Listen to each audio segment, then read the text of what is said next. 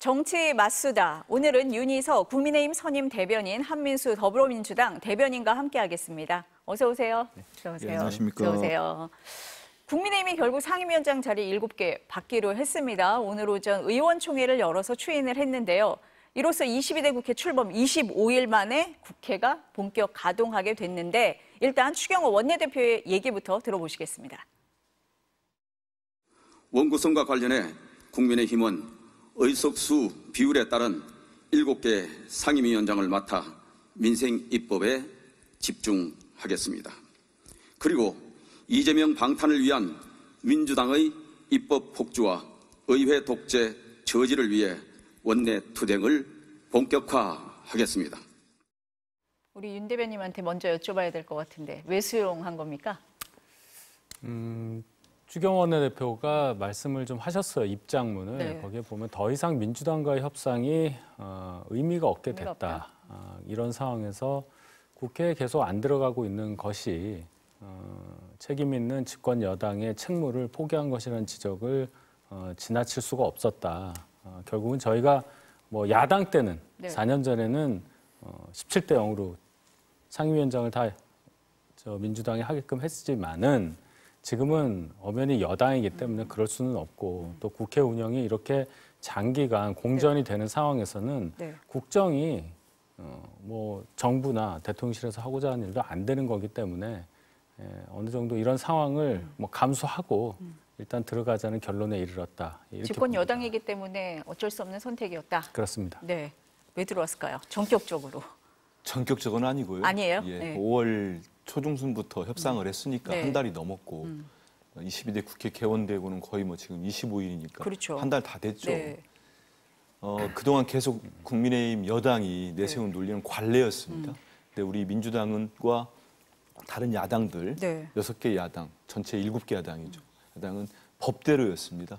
국민들 시선, 눈높이로 국민들 시선으로 볼 때 관례를 주장하는 여당과 국회가 법대로 하겠다 하는 야당하고 어느 쪽이 더 합법해 보이고 더 설득력이 있겠습니까? 그런 국민은 게 더 민주당 안을 더 지지했다 이렇게 야당들이죠. 네, 야당 네. 지금 192명의 야당 네. 의원들이 저를 포함해서 모두 일을 하고 있습니다. 네. 상임위도 일하는 야권을 더 지지를 한다고 보시는 그렇다고 거네요. 봅니다. 네, 뭐두 번째는 네. 말씀하신 대로 네. 총선 민의가 정말 21대 국회 하반기 비교해 볼 때 22대 국회는 좀 일을 해달라는 거였거든요. 생산적으로 빠르게 일 좀 해달라는 거였는데 야당이 일하겠다는데 여당이 발목을 잡은 형국이었잖아요.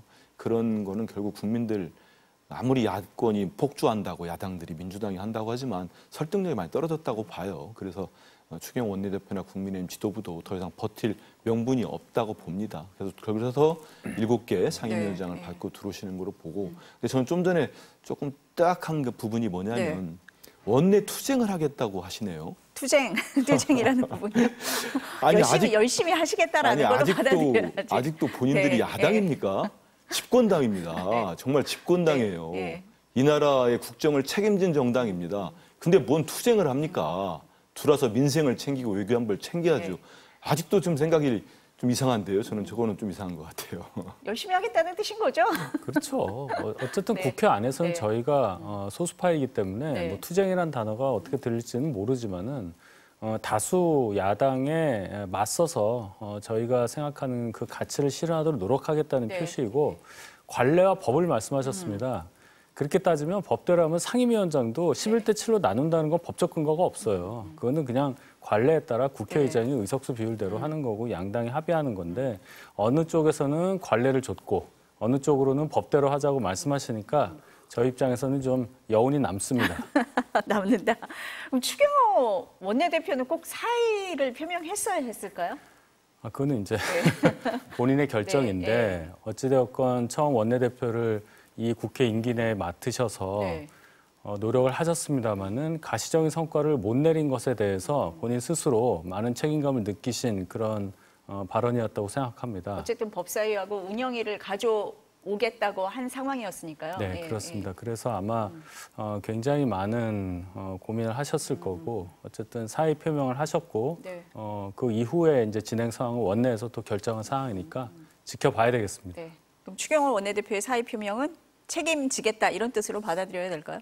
좀 예상은 저희들이 했었어요. 왜냐하면 그 국민의힘이 계속 우총을 거듭할수록 국회에 들어가자는 목소리가 커지고 있었다고 하더라고요. 기자분들 통해서 들리는 말도 그렇고 그래서 결국은 조만간 들어오시지 않겠느냐. 그러면 또 어떤 명분도 필요하지 않겠습니까? 그럼 추경호 원내대표 입장에서는 그동안 협상을 해왔기 때문에 강경 목소리, 그 운영이나 법사위를 꼭 가져와라. 이 목소리는 결국은 반영을 못한 거기 때문에 책임지는 모습으로 사의를 표명할 거고 하지만 지금 국민의힘 원내 사정으로 볼 때는 사의를 표명하지만 또 다수의 의원들이 반려를 뭐 만장일치가 되든 해서 결국은 하지 않으실까 싶은데 저는 지금 국민의힘 의원들이 들어오시면서도 지금 7개 상임위가 그 일각에서 한 것처럼 우리가 뭐 민주당이 먼저 다 11개 차지하고 뭐 남은 걸 줬다. 그건 절대 그렇지 않습니다.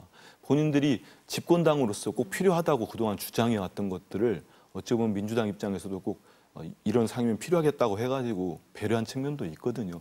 가령 기재위나 정무위 얼마나 중요합니까? 민생을 해결하는 데 가장 중요한 또 상임위들이에요. 그리고 지금의 이제 대외 관계, 외교 관계가 어떻게 불안한 게 많잖아요. 한반도.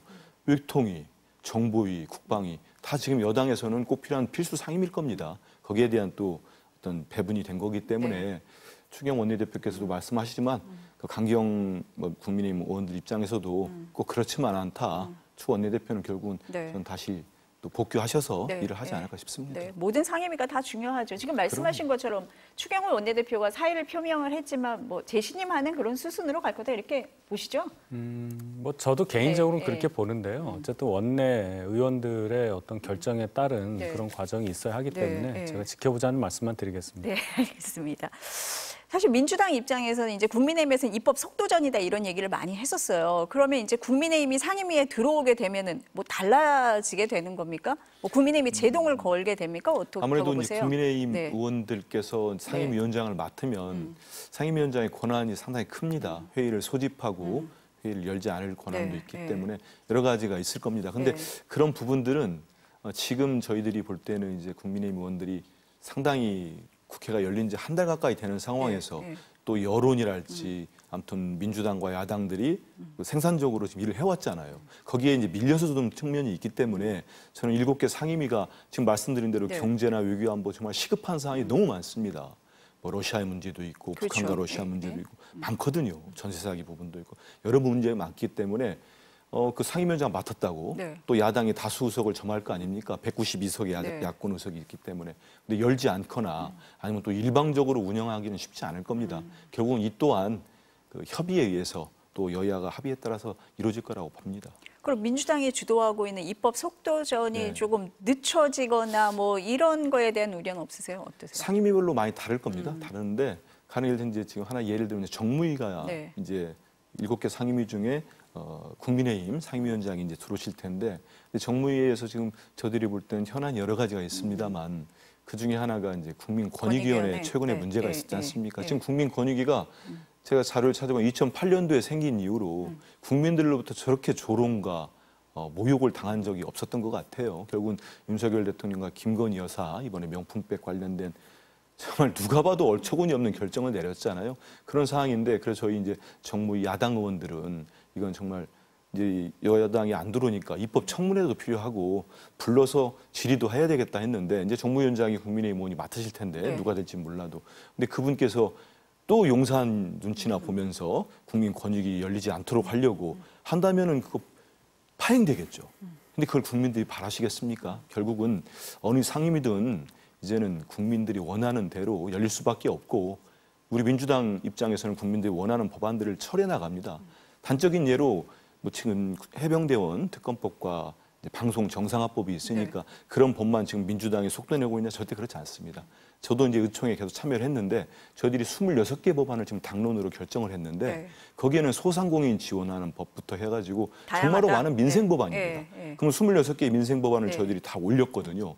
거기 해당 상임위가 국민의힘 의원들이 맡고 계신 상임위도 당연히 들어갈 겁니다. 근데 그 민생 법안 놓고 열지 않겠다고 할 수 있겠습니까? 그래서 그런 민생 법안들은 정말 저희들은 여전히 속도를 내서 처리하겠다. 이런 말씀드립니다. 국민의힘에서는 이제 민주당이 숙려 기간도 거치지 않고 법안을 상정하는 경우도 있었고 또 입법 속도전이다 이런 말씀 많이 하셨어요. 이제 상임위에 들어가시게 되면 그런 부분에 대해서 조금 문제 제기를 하실 것 같거든요. 일단 말씀하신 민생 법안에 대해서야 저희가 뭐 무슨 반대가 있겠어요. 이제 내용의 강론에 들어가서야 토의할 여지가 있겠지만 대체적인 그 방향에 대해서는 저희도 당연히 동의하는 겁니다. 그건 당연한 건데 지금 국민들이 느끼시기에 민주당에서 26개 법안을 당론으로 정해서 올렸다고 하시는데 기억이 잘 안 나잖아요. 몇 개 빼고는. 그 이유는 민생 법안에 대해서 진정으로 통과시켜서 민생에 이바지하겠다 이런 거보다는 이런 말씀 드려서 좀 그렇지만 민주당 당내 사정, 당대표가 갖고 있는 여러 문제들 이것을 막기 위한 사법적인 어떤 문제들을 건드리기 위한 법안들이 많았기 때문에 국민들은 그것만 알고 계시다. 지금 그 과정에서 숙려기간 없이 법안을 올리고 또 법사위를 정청래 위원장을 필두로 해서 장악을 하고 뭐 이런 게 계속 나오잖아요. 그래서 저희가 물론 모든 상임위에서 그럴 수는 없겠습니다만은 일단 국회에 들어가게 되면 법사위에서 가장 큰 충돌이라는 표현을 쓸 수밖에 없는 상황이 벌어질 가능성이 크고 뭐 운영위도 마찬가지고 앞으로 국회 운영이 저희가 국회 운영에 참여한다고 해서 크게 달라질 것 같지 않아서 걱정스러운 것은 사실입니다. 제가 좀 바로 잡아보면 이 26개는 말 그대로 민생 법안들입니다. 소상공인 지원 말씀하신 거, 그다음 간호법 제정안도 다시 내고, 그다음 여러 가지 뭐 신재생 관련된 법안들 이게 26개고요. 지금 말씀하시는 대로 이제 툭하면 집권당 내에서는 이재명 대표 관련된 오늘 이제 사의를 표명하셨습니다만 관련된 얘기 하시는데 그 법안이 하나도 없습니다. 특검법 2개는 해병대원 특검법과 김건희 여사 특검법 그리고 방송 정상화법이 있고 나머지 26개 법안이 민생 법안이라고 말씀드리겠습니다. 그럼 지금 말씀하신 것처럼 이제 그 6월 임시국회에서 처리하겠다고 하는 법안이 최상병 특검법하고 방송 4법이거든요. 이게 이제 법사위까지 올라가 있는 상태인데 본회의 처리까지 뭐 문제가 없겠습니까? 일단 저희들은 그렇게 보고 있습니다. 그리고 민주당 의원들만 찬성한 법들이 아니고 제가 속한 가방위에서도 그 조국 혁신당과 또 개혁신당에서 이준석 의원들까지 다 와서 진짜 국민의힘 의원들만 보이콧을 하신 상황에서 모두가 저는 찬성으로 통과시킨 법들입니다. 이 법은 이제 법사위로 또 가겠죠. 그러면 이 절차를 밟아가지고 본회의까지 가면은 저희들이 처리하는 게 맞고 이 법 외에도 시급한 민생 법안들, 뭐 지역화폐 관련된 법안이랄지 이런 것들은 저희들이 신속하게 또 이제 국민의힘 의원들이 들어오시면 같이 협의를 하겠습니다. 그래서 통과시키겠습니다. 본회의 처리까지 이렇게 갈 것 같은데요. 국민의힘에서는 뭐 어떻게 대응을 하겠다 뭐 그런 게 좀 있습니까? 뭐 항상 반복된 질문들을 제가 많이 받는데 수적 열세에 처해 있는 저희 입장에서는 수적 우위를 가지고 본회의에서 이제 통과시키겠다고 이렇게 막무가내로 진행을 시키는 민주당에 맞설 힘은 없습니다. 그러면 이제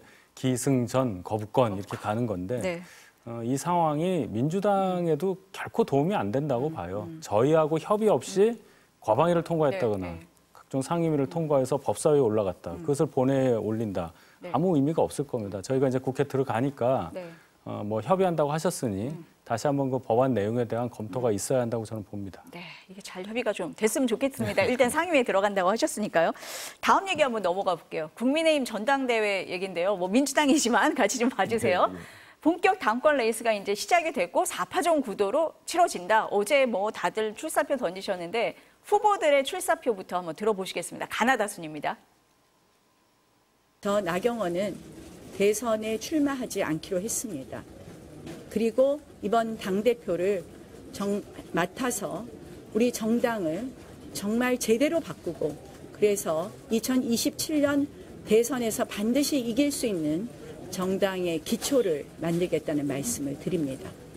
국민과 대통령이 가까이 그리고 당과 정이 한 팀이 돼서 국정과제를 성공으로 이끌 수 있는 그런 방향으로 가는 게 저는 여당의 본분이라고 생각합니다. 민심이 당심이 되고 당심이 윤심이 되는 정당을 만들어 보고 싶습니다. 시중의 여론을 과감없이 대통령에 전달하고 대통령이 올바르게 국정 판단할 수 있게끔 하고 대통령의 국정 운영을 뒷받침하고 그리고 때로는 대통령을 견해해야 합니다. 최상병 특검과 관련해서는 그 사안에 대해서 국민들께서 의구심을 가지고 계십니다. 특검을 반대할 수 없다고 생각합니다. 진실 규명을 위한 특검을 우리 국민의힘이 나서서 추진해야 한다는 것이 제 생각입니다. 지금 이제 네 분이 말씀을 하셨는데 대표가 되면 최상병 특검법을 발의하겠다는 한동훈 전 비대위원장의 발언이 어제 주목을 많이 받았어요. 4명의 후보들 어떻게 보셨어요? 먼저. 제가 이 자리에 네. 당대변인 자격으로 왔기 때문에 굉장히 조심스럽게 말씀드려야 네. 되겠는데요. 말씀하셨듯이 네. 4분 중에 한 분과 나머지 3분의 이 색깔이 확 드러나는 그런 네. 출마 선언 아니었겠습니까? 저희가 여당이니까 네. 이제 대통령실과의 관계, 윤 대통령과의 관계 여기에 대해서 많은 관심을 가지실 수밖에 없는 네, 거고 네. 또 특히나 최근에 청문회가 있었던 최상병 특검 문제 이 부분에 대한 관심 집중됐기 때문에 네. 그 두 가지 포인트에서 네. 아마 국민 여러분들께서 이 4명의 주자들의 색깔에 대해서 판단을 내렸을 거라고 보고 결국은 저희가 총선을 패배했고 그렇다면은 윤 대통령 집권 이후 1년 반 동안 2년 가까이 진행되었던 국정 운영에 대한 어떤 평가를 국민들이 내려주신 것이 평가가 안 좋았다고 받아들여야 되지 않겠습니까? 그런 차원에서 이 4분이 결국 이 당을 재건한다는 차원에서 각각 포부를 갖고 출마 선언을 하셨으니까 네. 제가 뭐 반복된 말씀이지만 결과를 지켜보자는 말씀밖에 제가 더 못 드리겠습니다. 아, 대변님 어느 편 들면 안 됩니까? 그렇죠. 제가 당직을 맡고 네. 있고 그러니까요. 그러면 안 되죠. 예. 어떻게 보셨어요? 근데 일단 우리 윤희석 네. 대변인 말씀하고 들어보니까 네. 당 대변인이 그럴 수밖에 없어요. 네. 저도 그럴 때 아, 있는데 그렇습니까? 네. 느낌에서는 네. 친한 같아요. 농담입니다. 네. 근데 말씀하신 대로 1대3 구도 같아요. 네. 딱 보니까 가장 유력한 후보는 이제 한동훈 전 위원장이신데 어제도 선명한 색깔을 보였다고 네. 보입니다. 네. 그 여러 가지 이유가 있겠습니다만은 총선을 이제 국민의힘 입장에서 패인 중에 여러 가지가 있겠습니다만은 그 중에 저희들이 볼 때도 아마 많은 국민도 동의하실 텐데 네. 당과 저기 이제 용산 대통령실과의 관계라고 보입니다. 네. 윤석열 대통령 집권하신 뒤로 여러 차례 집권당 지도부가 붕괴되거나 뭐 누군 쫓겨나기도 했는데 결국은 너무 수직적이지 않았나 이런 문제 제기가 많았거든요. 네.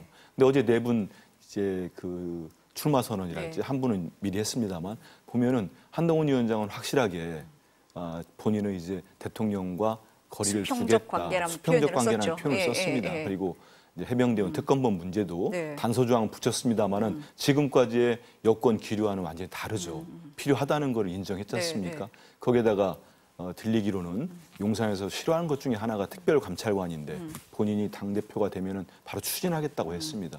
이 얘기는 용산 대통령실 입장에서는 네. 이제 한동훈 위원장 전 위원장과는 같이 가지 못하겠다는 판단하지 않을까 싶어요. 그리고 그러면 나머지 세 후보가 네. 약간의 온도 차이는 있습니다만 어찌됐든 세 분은 뭐 당정 동행이 됐던 당정 일치가 됐던 그래도 용산과 잘 지내보겠다는 생각들이 있거든요. 네. 그래서 그 1대3 구도가 됐는데 네.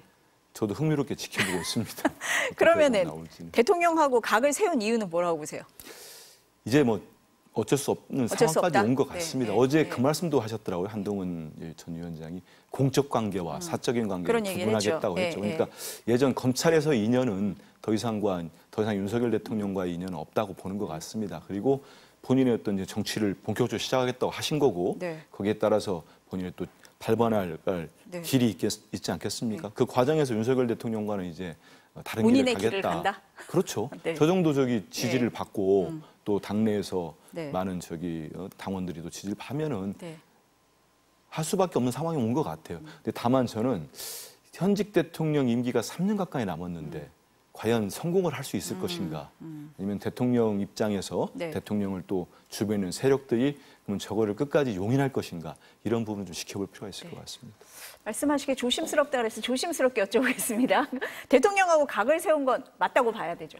저는 각을 세웠다고 아니, 굳이 말씀드리고 어떻게 싶지는 보세요? 않아요. 네. 예를 들어서 공적 결정에 있어서 네. 친소관계가 영향을 미쳐서는 안 된다는 된다. 말은 네. 지극히 원론적인 얘기입니다. 윤 대통령과 한 전 위원장의 관계를 네. 모든 국민들이 아실 텐데 네. 그것을 사적 관계로만 치환한다는 것은 네. 논리적으로 맞지가 않죠. 그 두 분은 검찰청에서 같이 네. 근무한 것을 우리가 인연으로 삼는 거지 그것이 공적 관계가 될지언정 친소 관계를 얘기할 수 있는 사적 관계로 볼 수는 저는 없다고 봐요. 그다음에 뭐 최상병 특검 문제에 대해서 그걸 이제 발의를 하겠다는 내용을 잘 들어보면 네. 지금 민주당의 안을 그대로 당연히 받겠다는 건 거부하는 거잖아요. 그 상황에서 이 말을 했습니다. 이 상황에서 최상병 특검을 국민의힘이 반대할 수는 없다. 그만큼 국민적인 요구가 많다는 것을 인정했다는 뜻이에요. 아마 저희 당의 모든 구성원들도 그 필요성에 대해서는 인정하실 텐데 그것을 구현하는 방법에 대해서 네. 민주당이 주도를 하고 있는 상황이라 거기에 대해서 찬성하지 못하는 그 부분이 많을 거라고 봅니다. 네. 뭐 특별감찰관제 이런 거 말씀하셨는데 네. 대통령께서도 부속실과 제2부속실과 특별감찰관 설치에 대해서 분명히 추진하겠다고 말씀하셨어요. 그러니까 용산에서 얘기한 거와 전혀 다른 얘기를 한 게 아닌데도 아니다. 불구하고 네. 이것을 자꾸 저희 뭐 4명 후보 중에 한 분이 대통령실과 각을 세운다. 집권 여당 내부에 어떤 갈등의 씨앗이 있다. 이렇게 해석하는 것은 너무 과하지 않느냐. 이게 저의 평입니다. 근데 최상병 특검법을 말씀을 하셨는데 특검의 필요성을 얘기하면서 또 하나 차이가 공수처 수사가 끝나기 전이라도 특검을 할 수 있다고는 하셨어요. 민주당 안을 찬성하는 건 아니지만 그래서 여당표 특검법이란 얘기도 나오기는 하거든요. 예. 그러니까 그거는 네. 솔직히 물리적으로 볼 때 저희 전당대회가 7월 23일에 끝나고 네. 그 법을 추진해서 올리기까지 과정 제가 볼 땐 그 사이에 공수처 수사가 끝날이라고 봐요. 오늘 한동훈 위원장도 한 라디오에 출연해서 비슷한 말씀을 하셨거든요. 그러니까 공수처 수사가 끝나기 전에라도 한 말을 그 글자 그대로 해석을 해서 지금 당장 뭐 이렇게 받아들이는 거는 좀 그건 아닌 것 같아요. 제가 이렇게 볼 때는. 네. 예, 결론적으로 거기서 방점을 찍은 얘기는 저희 당이 저희 당의 자의로 특검법을 발의를 하겠다. 그리고 그것은 이 사건에 대해서 진상 규명과 여러 가지 해결할 문제들을 좀 속 시원하게 풀어달라. 이러한 국민의 염원을 담고자 하는 의지의 표시다. 저는 그렇게 해석했습니다. 어떻게 해서? 근데 한동훈 위원장이 네, 네. 어제 얘기를 해병대는 특검법 얘기를 하면서 찬성 입장, 필요하다는 입장을 네. 하면서 이대로 국민의힘이 갈 수는 없다는 식의 말씀을 합니다. 근데 그 이후에 바로 네. 나경원, 원희룡, 윤상현 후보가 일제히 공격을 하지 하죠. 않습니까? 네. 오늘도 네. 라디오 같은 데 출연해서 네. 거칠게 이제 한동훈 위원장을 공격을 하던데 네. 1대3 구도가 되면서 내전에 이제 돌입을 네. 했습니다. 만약에 국민의힘에서 이게 어떤 보편적 사고였다면은 저렇게까지 반발을 할 수가 했을까? 없는 거죠. 네. 그래서 이제 네. 한동훈 위원장 입장에서는 이제 확실하게 반윤의 기치를 건 거죠. 이건 뭐 100% 누구나 뭐 동감하지 않겠습니까? 그런 상황에서 이제 과연 이걸 버텨내고 이겨낼 수 있을 것인가? 이제는 저는 대통령실이나 대통령 주변 사람들도 이제 한동훈 위원장과 같이 갈 수는 없을 겁니다. 어제 그 출마 선언으로. 네. 그러면 나머지 이제 세 분을 규합을 하든지 해서 여러 가지 이제 전당대회 전략을 세우겠죠. 우리 입장에서는 한동훈 위원장의 해병대원 특검법 이거 네. 진정성은 많이 높진 않다고 봅니다. 지금 7월 19일이면 네. 최혜병이 순직한 지 1년이 됐습니다. 그리고 통신 기록도 1년이 됐기 때문에 네. 사라질 위기에 처해 있습니다. 그리고 지금 계속 법사위 특검, 법사위 청문회에서 드러났듯이 이게 왜 지금 여당 내에서 저는 내전이라고 보냐면 법사위 청문회 그리고 계속 재판 과정 수사관에서 나오는 게 대통령실 심지어는 대통령의 네. 정황, 개입 정황 의혹이 계속 짙어지고 있습니다. 그런 상황에서 지금 한동훈 위원장은 저런 카드를 내민 거거든요. 네. 하기 때문에 여당 내 전당대회가 새로운 분열 또는 대혼란의 촉발제가 될 수도 있을 걸로 보입니다. 그러니까 지금 말씀하신 대로 한동훈 전 비대위원장이 한동훈 후보가 어쨌든 조금 결이 다른 얘기를 했지만 일각에서 얘기하는 여당표 특검법의 가능성은 진정성도 별로 없고 높지 않다 이렇게 보시는 거예요? 저희는 네. 일단 그 법사위도 통과를 했고 네. 지금 이 해병대원 특검법이 더 이상 시간을 끌 이유는 없어요. 4.10 총선 전에도 네. 한번 저희들이 다른 야당과 함께 처리를 했는데 대통령이 네. 결국 협권을 쓰고 네. 그다음에 국민의힘 의원들이 똘똘 뭉쳐가지고 또 폐기를 시켰습니다. 상황은 좀 달라진 거는 네. 내부에서는 한동훈 전 비대위원장이 어떤 필요성에 대해서 인정을 했다는 네, 부분이 네, 있고 네. 또 야권의 전체 의석수가 192석으로 더 늘었습니다. 그리고 저희들은 이번 6월 임시국회가 7월 4일까지인데 네. 지금 저희 원내 지도부의 계획도 그렇고 7월 4일 이전에는 이전에 일단 처리를 본회의에 시키려고 올린다는 합니다. 거죠. 예. 그래서 빨리 진상 규명을 해야죠. 네. 그 입법청문회에서 법사에 드러난 것처럼 계속적으로 이거는 뭐 놔둬서는 될 상황이 아닙니다. 오죽하면 나와가지고 증인 선서를 거부합니까? 대놓고 거짓말을 하겠다는 건데 빠르게 진실 규명을 해줄 수밖에 된다. 없다 이렇게 네. 보입니다. 그럼 원희룡 후보는 친윤 후보 맞아요? 이건 대답해 주실 건가요? 네. 당내 선거가 네, 참 네. 가혹하죠. 네. 친윤, 뭐 친한, 네. 이윤 뭐 이런 어떤 상징어를 써서 네. 누구를 이렇게 구분짓는 거 네. 굉장히 조심스러워야 될 일인데 언론도 적어도 다 1대 3으로 다 쓰고 있던데 그러니까 지금. 적어도 네. 친윤이라고 불리워졌던 뭐 의원분들이라든지 네. 그런 분들이 원희룡 후보를 많이 지원하는 것은 사실로 보입니다. 네. 답변이 됐죠? 네. 그러면은 지금 이제 당원 80%, 국민 여론 20% 이렇게 가잖아요. 그럼 1차에서 결론이 안 날 거다 뭐 이런 얘기도 있고 한데 좀 전망을 해보시면 어때요? 저희가 네. 지난해 3월에 당원 100% 반영하는 전당대회를 한번 치렀잖아요. 네. 그때도 똑같은 질문들을 많이 하셨어요. 그때도 김기현 후보가 과반이 되느냐, 네, 네. 뭐 그런 얘기 많이 네, 있었지 네. 않습니까? 그때 당원만을 대상으로 한 여론조사는 있을 수가 없기 때문에 국민의힘 지지층을 대상으로 한 네. 여론조사를 많이 원용을 했었는데 아, 네, 제가 네. 기억을 더듬어 보니까 네. 뭐 거의 비슷해요. 비슷해요? 예, 비슷합니다. 네. 그 결과가 비슷했어요. 그럼 누구한테 유리해요? 그러니까 네. 제가 볼 때는 이제 네. 내일까지가 네. 후보 등록일입니다. 후보 등록이 끝나고 나면 바로 각 업체에서 여론조사를 할 겁니다. 네. 그 첫 여론조사 결과를 보시면 네. 아마도 어느 정도 짐작을 하실 수 있지 않을까. 네. 당 대변인이시라 본인의 생각은 말씀을 못 하시고 그렇죠. 대변인이니까요. 어떠세요? 의원님 보시기에. 결국은 네. 이제 저 세 분 이제 1대 3 구도에서 네, 네. 이제 한동훈 전 위원장 후보를 빼고 나머지 세 후보는 끝까지 갈 거라고 봅니다. 저는 왜냐하면 결선을 가기 위한 전략들을 세울 거라고 봐요. 그래서 과반이 안 돼서 결선 갈 수도 있다. 예, 그게 네, 목표라고 네. 봅니다. 네, 네. 근데 그 과연 그렇게 갈 것이냐, 아니면 김기현 후보 때 당대표 네, 때처럼 한동훈 후보가 1차로 끝낼 것인가. 근데 당심 80, 민심 20인데 결국은 네, 네. 그 여론조사를 하더라도 네. 일단 타당 지지자들을 빼고 하기 때문에 얼추 비슷하게 갈 겁니다. 그래서 결국 당심을 따라 민심을 거의 따라 반영이 당심도 된다. 가듯이 네, 갈 네. 거 가기 때문에 네, 네. 섣부르게 예상은 할 수는 없을 것 같아요. 아직은. 네. 왜냐하면 어제 그 4명 다 색깔이 분명히 드러났습니다. 이제 숨기는 건 없어졌어요. 네, 네, 네. 그럼 이제 보이지 않는 손들도 등장을 할 거고. 근데 과연 근데 그 예전에 보이지 않는 손들이 네. 그때는 세게 작동을 했거든요. 앞서가는 후보들도 다 주저앉히고 네, 그냥 뭐 부러뜨려 버리고 그랬는데 이번에는 이번에는 그럴 관여 안 힘이- 하시겠다고 얘기는 했습니다. 근데 지금 관여 안 할 수가 네. 있겠습니까? 직접 안 하더라도 네. 저렇게까지 확실하게 반윤을 하겠다고 가장 유력한 1등 후보가 단연 현재까지 아니라고 하셨는데. 네, 네. 그 후보가 깃발을 들었는데 네, 네. 가만히 있을 수는 없고 뭔가를 하려고 네, 할 거예요. 네, 근데 네. 그게 먹힐 건가? 지난해 그 김기현 후보 때 할 네. 때처럼 그때는 뭐 5등 후보가 1등 후보 만들었잖아요. 그때는 대통령의 권력이 뭐 서슬퍼랬고 지금은 총선에서 참패를 했고 지금 또 한동훈 후보가 또 지금 보수층에서는 상당한 인기를 네. 갖고 있고 하기 때문에 그때보다는 쉽지 않을 것 같은데 그래도 결선 가는 게 나머지 세 네. 후보의 목표일 것 같긴 합니다. 그럼 이제 어느 후보가 당대표가 되느냐에 따라서 여야 관계도 좀 달라질 수 있을 것 같아요. 오늘 이재명 대표가 네. 어쨌든 사퇴를 하시면서 연임 수순으로 가는 것 같아요. 맞죠? 아직 뭐 명확히 입장은 네. 발표하지 않으셨습니다. 안 하셨는데 네. 뭐 제 개인적으로 볼 때는 네. 근데 지금 사퇴하는 거는 당 안팎의 네. 당원이나 우리 많은 의원들 저도 그렇고 대표가 지금 다음 2기 네. 한 번 더 연임을 해서 민주당 지도부를 이끌어주고 네. 대표를 하는 게 맞다고 저는 생각합니다. 그래서 그런 가능성은 높다고 봅니다. 오늘 그럼 여야 사퇴를 관계는 좀 어떨 걸로 보세요? 차기 후보 누가 되느냐에 따라서 좀 달라질 것 같으세요? 어떠세요? 그래 조금 다르지 않겠습니까? 너무 많이 네.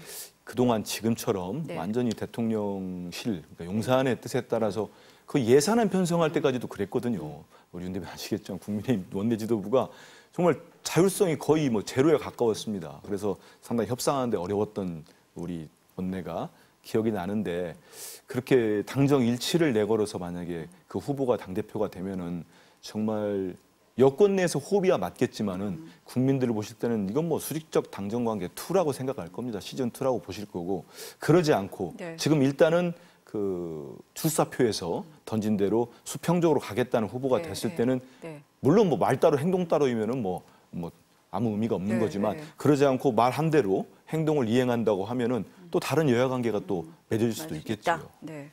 그 민주당은 어쨌든 이재명 대표 연임 수순으로 가는 것 같아요. 지금 분위기를 보면.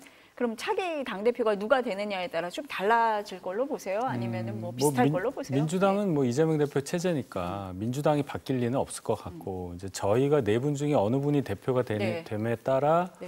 뭐 여야관계가 바뀌냐 뭐 이런 질문으로 저는 해석을 하는데 네. 뭐 크게 달라질 상황은 아니라고 아니다. 생각합니다. 예, 의석 구조가 바뀌는 것도 아니고 기조가 바뀔 일은 전혀 없고요. 저희는 여당이라는 네. 그 막중한 책임을 진 입장에서 국정을 끌어가야 하는 그런 상황인데 이재명 체제가 계속 유지된다면 지금의 민주당의 방향과 뭐 달라질 게 없지 않겠습니까? 다만 네. 새로 연임을 하시게 된다면 그 뜻은 뭐 자명하지 않아요. 27년 대선을 보기 위한 교두보를 막강하게 쌓는 것인데 거기까지 보신다면 국회 운영이 이렇게까지 되게끔 방치하는 것 또한 이재명 대표 본인에게 결코 도움이 되지 않는다는 것을 꼭 생각해 주시길 바랍니다. 민주당이 조금 더 달라졌으면 좋겠다 이런 바람 같습니다. 어쩔 수 없습니다. 네, 네, 국회 네. 절대감을 갖고 있기 때문에 저희가 그렇게 부탁을 드릴 수밖에 없는 상황이네요.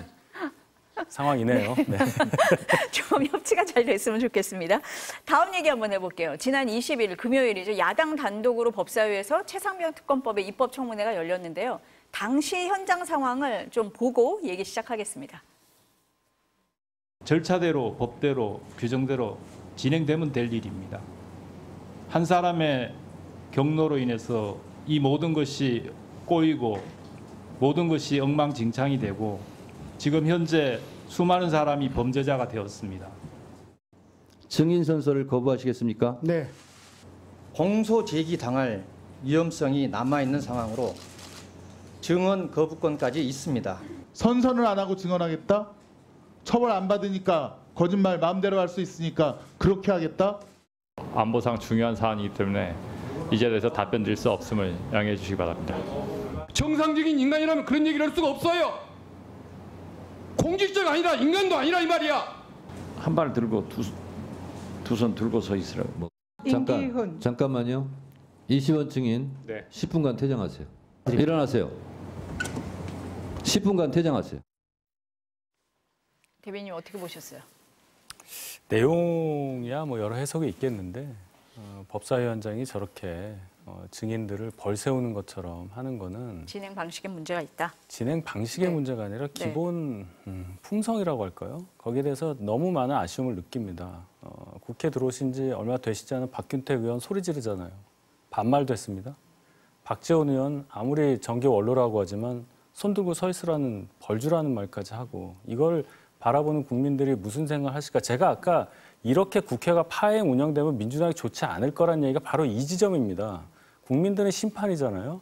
심판이 공이 어디 들어왔냐 나갔냐 그것만 판단하는 게 아니란 말입니다. 저 사람들의 의도와 진짜 국정을 운영할 수 있는 그런 그릇이냐를 다 이런 딱 하나 둘 작은 이벤트를 가지고도 판단을 하실 텐데 저런 영상은요.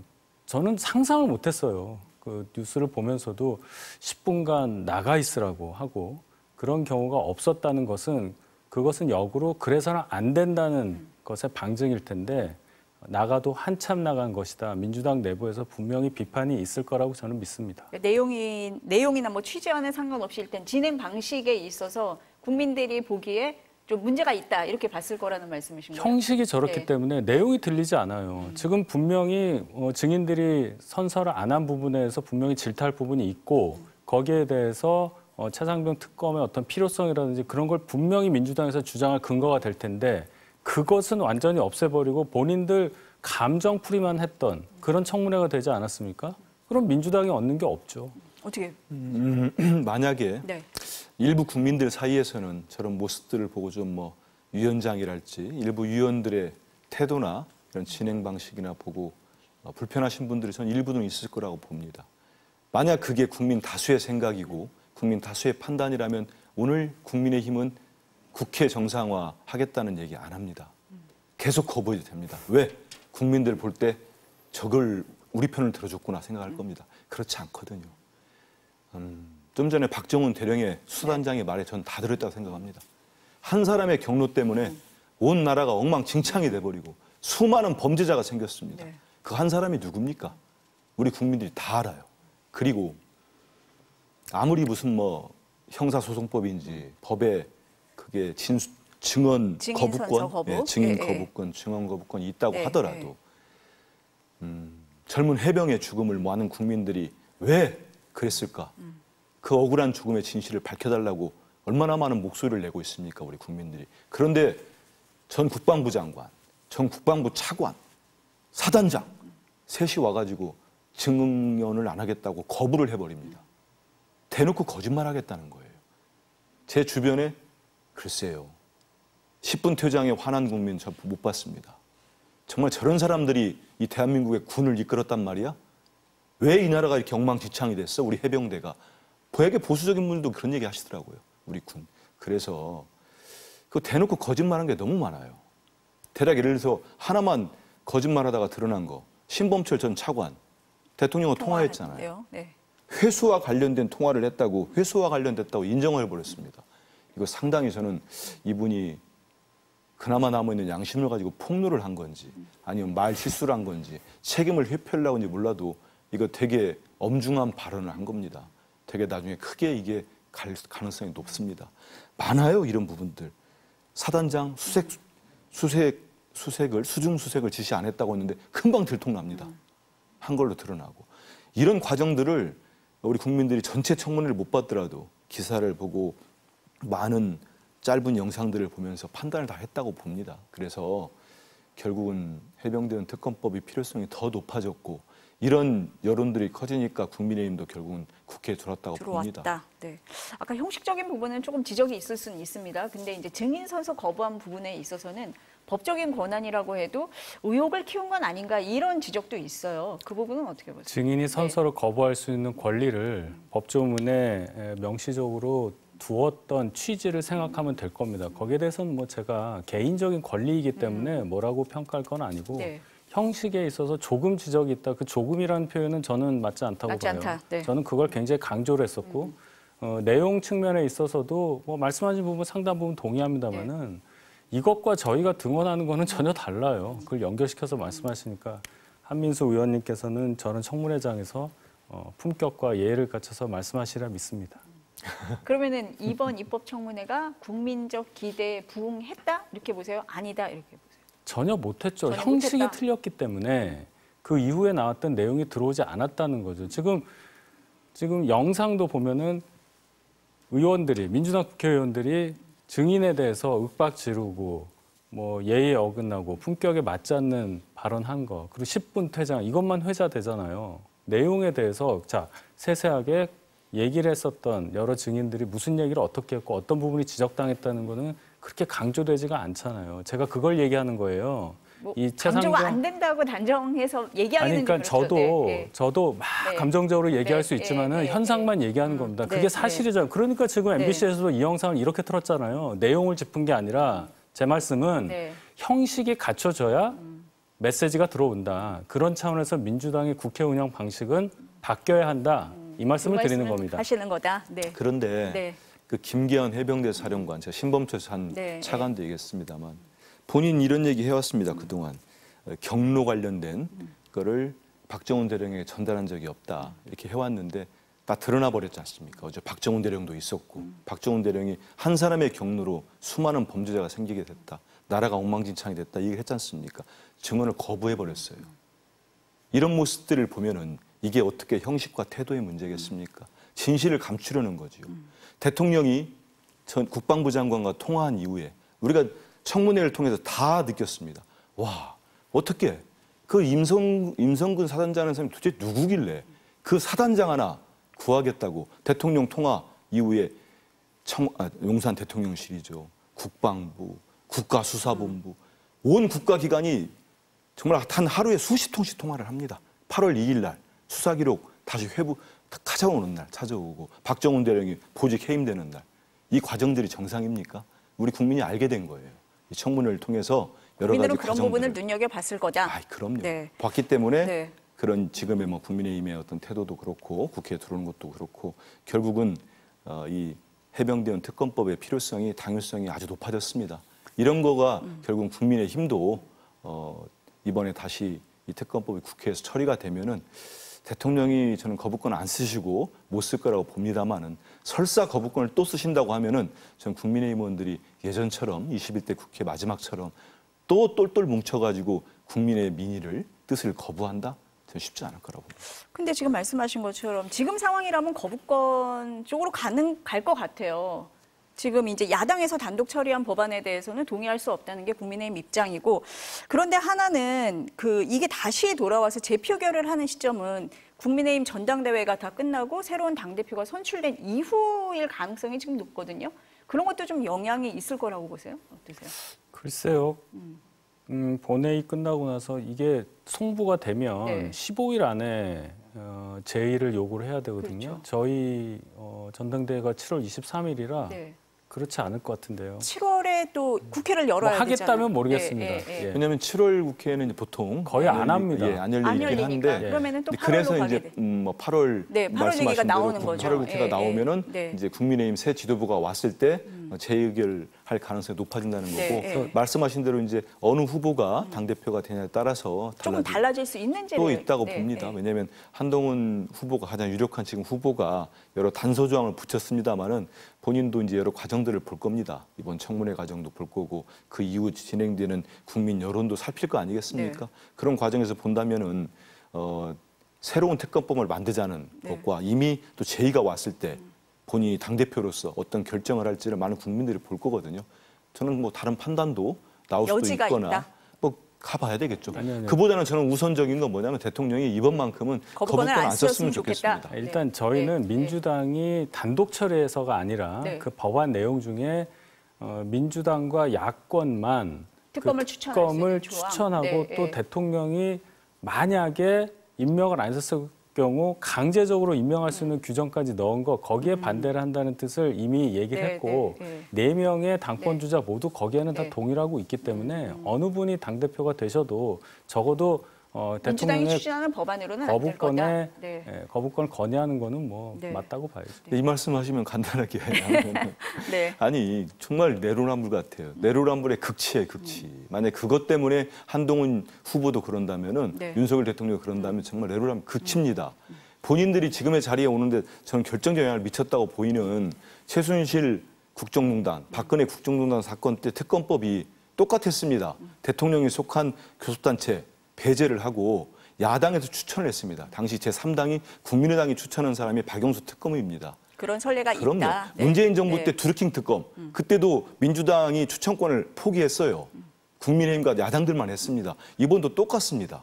그리고 왜 대통령께 얼마 동안 지나면 꼭 임명하라고 하고 야당이 추천한 야권의 대통령이 속하지 않은 교섭단체에 추천한 사람들, 비교섭단체든 임명하라고 하냐. 대통령께서 마음에 들지 않으면 임명 자체를 안 해요. 모든 인사에 있어서 지금. 왜냐하면 방통위원도 7개월 동안 안 해서 그분이 가방위원장이 됐어요. 지금. 이런 식의 인사를 하니 법으로라도 강제되지 않겠습니까? 그런 의미가 있다 말씀드리겠습니다. 네. 민주당은 진시황 때 법가 사상을 구현하려는 당 같아요. 모든 것을 법조문으로 하려는. 나중에 어떻게 하셨는지 지켜보겠습니다. 네. 마지막 질문이 될 것 같은데요. 어쨌든 아까 이재명 대표가 당대표 사퇴를 하면서 연임 수순으로 가는 것 같은데 다른 주자는 안 나옵니까? 당내에서 네. 저도 이제 뭐 일부러 수소문을 다닐 수는 없고요. 그냥 기자분들 통해서 좀 얘기 들으면은 좀 생각을 하시는 분들이 있다는 얘기는 있어요. 나오긴 나오시는 거예요? 그거 모르죠. 그분들 판단이기 때문에 네, 네. 저희는 아직 뭐 이제 전준위가 만들어질 테고 후보 등록까지 한 시간이 있기 때문에 네. 그 전에 가서 만약 생각 있는 분들이 언론에서 말씀하신 것처럼 거론한 것처럼 그런 분들이 있다고 하면은 네. 여러 가지 판단을 할 겁니다. 그래서 네. 실제로 이제 이재명 대표가 연임 하겠다, 출마하겠다 네. 선언을 하실지 네. 뭐 그러면 한다고 하면은 본인이 또 이제 판단해 볼 거 아닙니까? 당내에서 세력도 얼마나 되는지도 거기에 따라서 결정을 할 텐데 아직까지 지켜봐 뭐 달라. 지켜봐 달라. 그렇죠. 네. 지금은 모르죠. 뭐 나중에 본인들 결정할 문제이기 네. 때문에. 어때요? 국민의힘은 전대 흥행될 것 같은데 민주당은 조금 저희야, 지금은 아닙니다. 네, 저희는 어떠세요? 뭐 흥행 네. 지금 최고의 흥행을 지금 이루고 있다고 볼 수 있는데 민주당 글쎄요. 박용진 전 의원의 케이스를 생각하지 않을 수 없습니다. 2년 전에 전당대회에서 2등 했는데 어떻게 됐습니까? 아, 그 지역구시네. 죄송합니다. 하여튼 그런 상황을 생각하다 보면 네. 글쎄요. 이재명 대표의 당권 도전에 맞서서 겨룰 만한 후보가 과연 용기 있게 나올 수 있을까? 그런 걱정을 해야 되는 민주당 상황 제가 볼 때는 걱정스러운데 너무 좋아하시는 것 같아서. 네, 그게 민주적 절차에 따라서 이루어지는 거고요. 네. 흥행 얘기하시는데 네. 한 말씀만 드리게 네. 시간이 없으시니까. 네. 아니 지금 우리는 총선에서 승리한 정당 아닙니까? 네. 그러면 거기에 맞는 절차를 밟아서 하는 거고 네. 총선 패배한 정당에서 여러 명이 나왔기 때문에 그거를 흥행이라고 하면은 뭐 할 말은 없습니다만 그게 흥행입니까? 지금 몸부림치고 있는 관심을 거죠. 많이 이제 갖고 살려고 하는 있는 건 몸부림을 사실이죠. 치고 있다 네. 이렇게 네. 보입니다. 네, 양당의 전당대회 좀 지켜보겠습니다. 오늘 말씀은 여기까지 듣겠습니다. 감사합니다. 감사합니다.